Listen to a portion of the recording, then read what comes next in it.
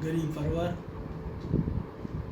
हमेशा गरीबों के विकास के लिए, गरीबों की मदद करने के लिए, और जितने भी लोग उनके संपर्क में आए उन सब की मदद करने में डॉक्टर साहब ने हमेशा जी जान लगाई, चाहे वो डॉक्टरी के माध्यम से हो। कई दफ़े मेरा वहाँ उस वक़्त जाना हुआ जब डॉक्टर साहब अपनी क्लिनिक पे थे। जो गरीब आदमी आया, जिसकी हालत ख़राब थी या जिसने प्रार्थना की या जिसको वो खुद जानते थे, उन्होंने हमेशा उसकी मदद की। एक दफ़े दिल्ली का मेरा इलेक्शन था, जब दिल्ली असेंबली का, तो डॉक्टर साहब पद यात्रा चल रही थी हमारी सीताराम बाज़ार में। डॉक्टर साहब और अजीत बाबू दोनों आए, घंटों हमारे साथ में घूमे, लोगों से बातचीत करी, और यही नहीं, चुपचाप एक जेब में एक लिफाफा रख के चले गए। और सिर्फ इसलिए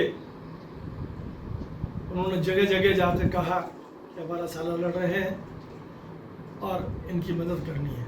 2-3 रिश्तेदार भी उनके वहाँ ऊँचा माईदास में रहते थे, उनके पास में भी वो गए, संपर्क किया और उनसे रिक्वेस्ट की कि भाई हमें इनकी मदद करनी है।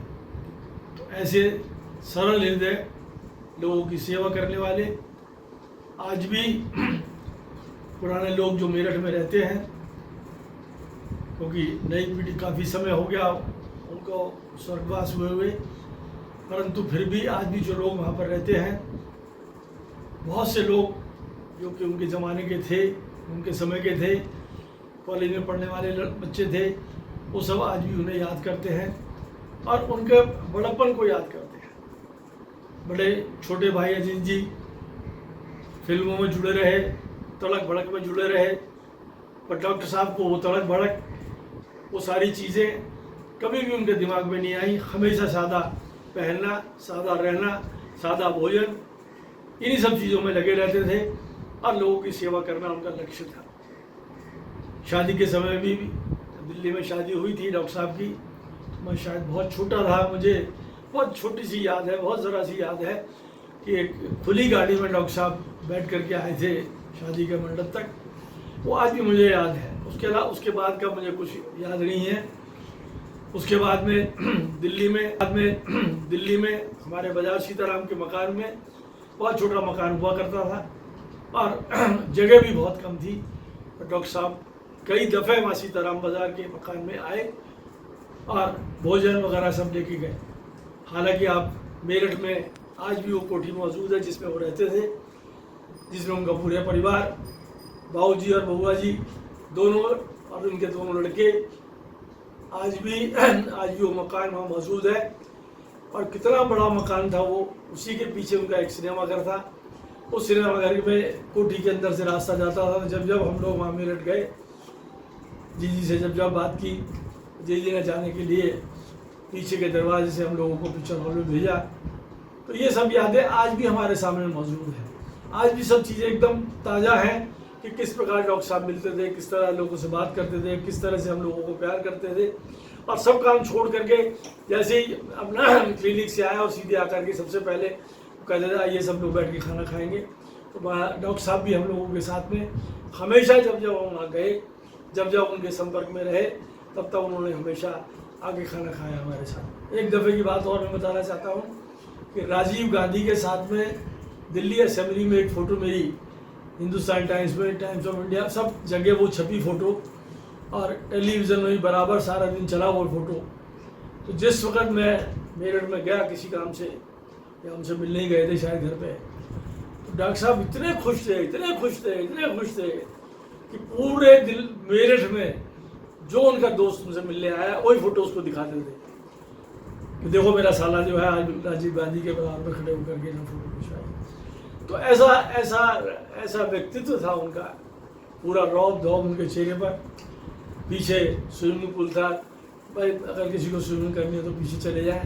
तो ये सब चीज़ें विशेष रूप से वो ध्यान रखा करते थे। आज वो हमारे बीच में नहीं है, उनकी बहुत याद आती है। उसका सारा परिवार आज सारा अखिल बाबू में हमारे भी आया है और अखिल बाबू भी पूरे तन्मयता के साथ में अपने काम को अंजाम दे रहे हैं।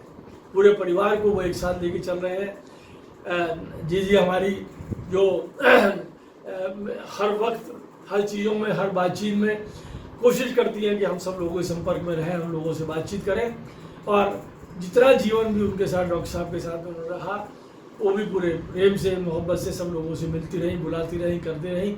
और सैकड़ों हज़ारों दफ़े दिल्ली आना हुआ, हमारे घर ही सबसे पहले वो लोग आते थे और उसके बाद में जहाँ भी जाना हुआ जाते थे। तो ऐसे परिवार को, ऐसे डॉक्टर साहब को मैं बार बार नमन करता हूँ और भगवान से प्रार्थना करता हूँ कि ऊपर भगवान अपने चरणों में उनको स्थान दे रखे, बनाए रखे अपने चरणों में, और ऊपर से ही वो हम लोगों को आशीर्वाद देते रहे, अपना प्यार देते रहे, अपनी मोहब्बत देते रहे, और अपने कार्य पे जो उन्होंने कार्य किए हैं उन पर चलने की हमें शक्ति दें। ऐसा मैं भगवान से प्रार्थना करता हूँ। इन्हीं शब्दों के साथ में मैं आप सब लोगों से भी प्रार्थना करता हूँ कि डॉक्टर साहब जिस रूप में भी थे वो हमारे बीच में यादें छोड़ गए हैं, उनमें हमें अवश्य चलना चाहिए।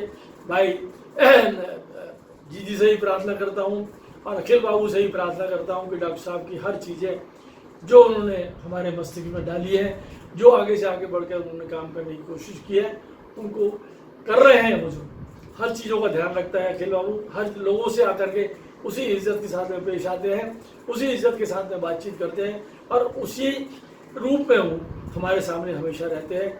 उन्हें आप सब लोगों का बहुत बहुत धन्यवाद जो मेरी बात आपने बड़े ध्यान से सुनी, और मैं ईश्वर से पुनः प्रार्थना करता हूँ कि उनको मैं चरणों में स्थान दे।